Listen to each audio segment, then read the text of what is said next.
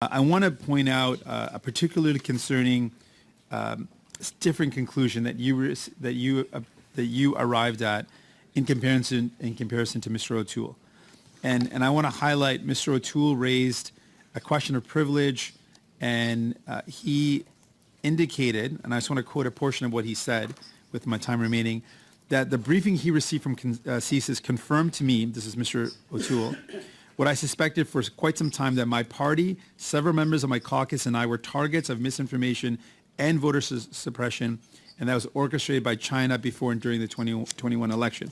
So members of the Conservative caucus and himself were targeted. In your report, you find that in reference to Mr. Chu, who was, of course, a member of the Conservative Party and a candidate in the 2021 election, that misinformation could not be traced to a state-sponsored source.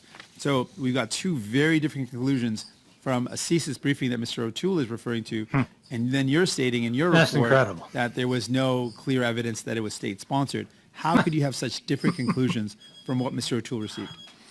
Well, again, Madam Chair, I appreciate that particular question, and I've asked to be brief.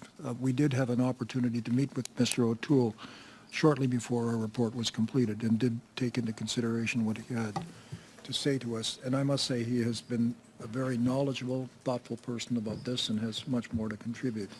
The evidence that we had before us that permitted us to come to the conclusion you've just suggested was what was available to us at that time. I think since that time, the conversations that Mr. O'Toole has had with the director of CSIS, I think there's been a much greater step in terms of what should have been done and what must be done. I don't think so. I hope you're enjoying this channel as much as I enjoy putting the material on here. This is not just about politics.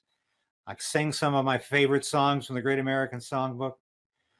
And you can also watch my latest show where we do some of the news you're not going to hear anywhere else.